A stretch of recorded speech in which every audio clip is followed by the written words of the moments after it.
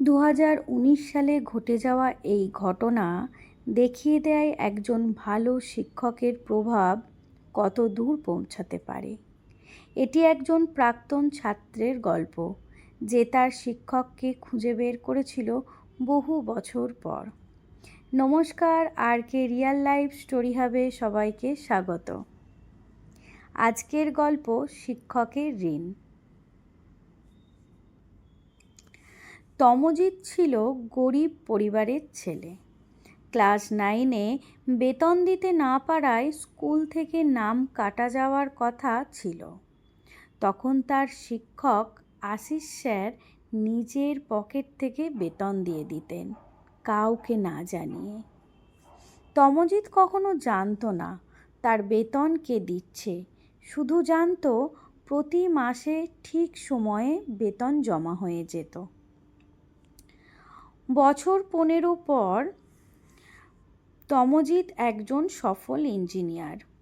একদিন পুরনো স্কুলের রেকর্ড ঘাঁটতে গিয়ে জানতে পারলেন কে তার বেতন দিয়েছিলেন এত বছর ধরে।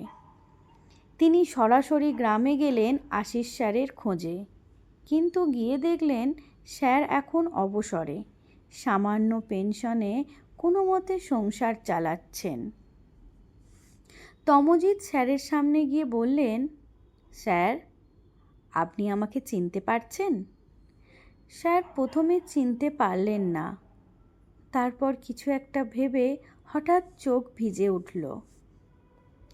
তমজিৎ সেদিন শুধু ধন্যবাদ দিয়েই ফিরে যাননি, তিনি আশিস স্যারের নামে একটা মাসিক ভাতার ব্যবস্থাও করেন, আর স্যারের নাতি নাতনিদের পড়াশোনার সম্পূর্ণ দায়িত্ব নেন।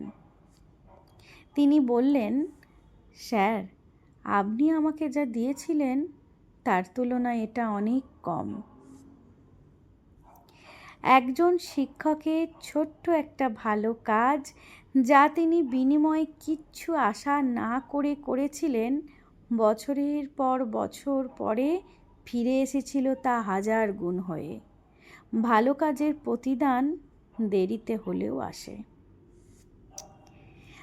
আপনার জীবনেও নিশ্চয়ই এমন কোনো শিক্ষক আছেন যাকে আজও মনে পড়ে। এই গল্প ভালো লাগলে অবশ্যই সাবস্ক্রাইব করুন আর কে রিয়েল লাইফ স্টোরি হাব। নমস্কার।